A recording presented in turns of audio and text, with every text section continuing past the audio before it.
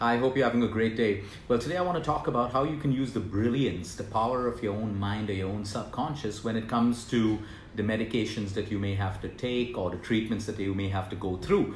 A lot of us have to take certain medications. Some people go through chemotherapy, some people go through radiation, surgery, and all of these things. Now, what happens is the general norm is to look at all of these things with negativity. Yes, of course, we understand there are side effects of medication, there are side effects of treatment, and sometimes excessive information about all of these things makes us very negative and closed to the treatment that somehow we may not have a choice about. So a lot of people enter chemotherapy and radiation, or they go for a surgery with a lot of fear in them. Now, fear is okay, that is human, we will have fear. Or we pop pills thinking that, oh, I hope it's not going to create a side effect for me. Oh, this pill is going to be bad for my liver. It's going to be bad for my kidney. We're aware of that knowledge. But now what we can do is, if you don't have that choice to stop that pill, if you don't have that choice to not go through that treatment, the one thing which is in your control is to change your mindset towards it. So now, for example, I may have to take a particular pill which may have a particular side effect. My conscious mind knows about that. My subconscious mind, okay, it is up to me what I want to put into my subconscious mind. So I know that it has a particular side effect, but when I take it, okay, I change my mindset and I take that pill with a simple vision that, hey, this pill is going to heal me. This pill is going to take care of my symptom. Okay, so I don't think about the side effect when I'm taking that pill. And it's as simple as that. We have the conscious mind and the subconscious mind. And I'll give you a simple example. Years ago, we had a group of women who had to come in from a village for chemotherapy. Okay, there were all these screenings held by an NGO, and there were a number of women who were basically collected because they had breast cancer, and they were brought into the city from a village. They didn't even know what cancer was. They didn't even know what chemotherapy was. Now, when you saw this set of women going through chemotherapy, they were laughing, they were talking, they were joking while they were going through their chemotherapy. Absolutely no nausea, no vomiting, and the same chemotherapies that other women, which when take, they go through those same side effects. Now, the difference over here was these women had no clue about what chemotherapy is, what the side effects are, that you'll get nauseous, you may lose your hair, or whatever it is. So today, because we have access to so much of information, we Google all of these things.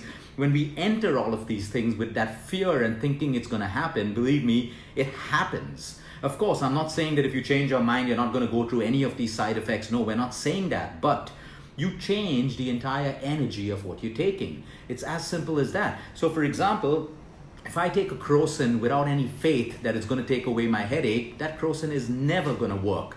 A paracetamol, a painkiller, if someone takes a painkiller thinking it's not going to work, it is not going to work. In fact, in most patients, you'll see that the moment they're taking out the painkiller from the blister pack, the very fact that they're popping it, their subconscious mind knows that the painkiller is going to take away their pain. It actually starts working even before the painkiller is actually ingested.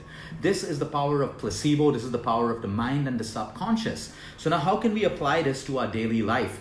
Now, if you're taking pills, you don't have a choice. Of course, if you're taking pills, you should be changing your lifestyle and all of those things.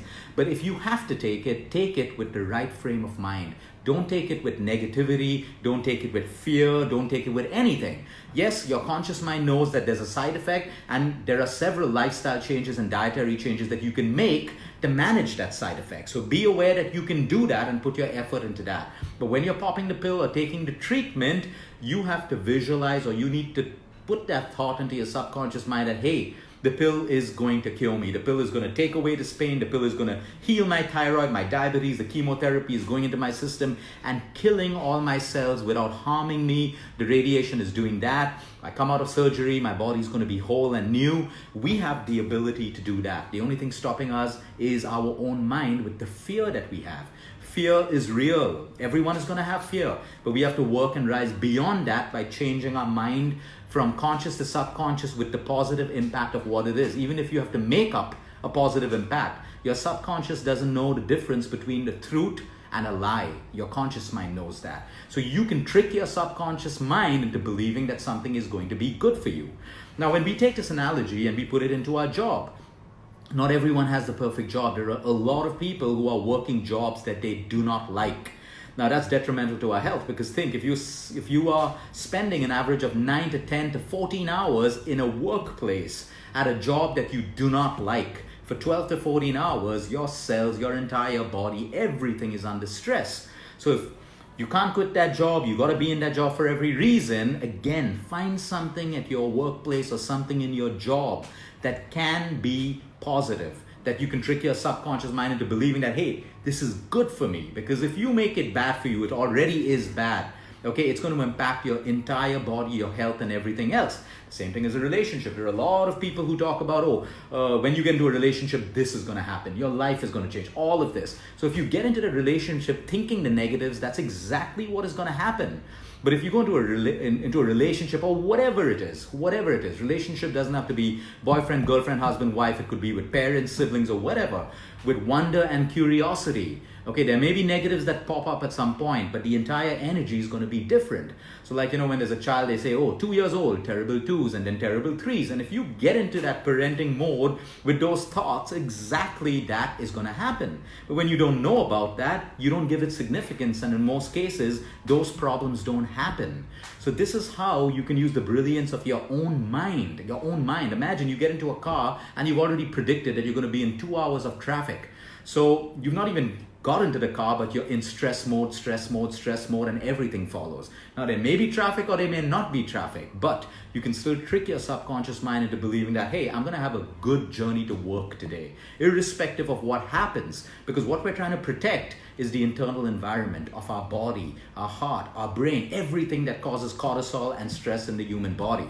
So that is how we trick the subconscious mind into making something negative positive. Whether it works or doesn't work, I don't know. We have to find that out by making the change in the first place. So even if you're a mother or father and you have to give a medicine to your kid and you're giving it with so much of fear and anxiety, believe me, your energy changes the energy of everything, and your kids are intuitive. They can pick up that energy and then they take the pill with fear that has been transferred from you.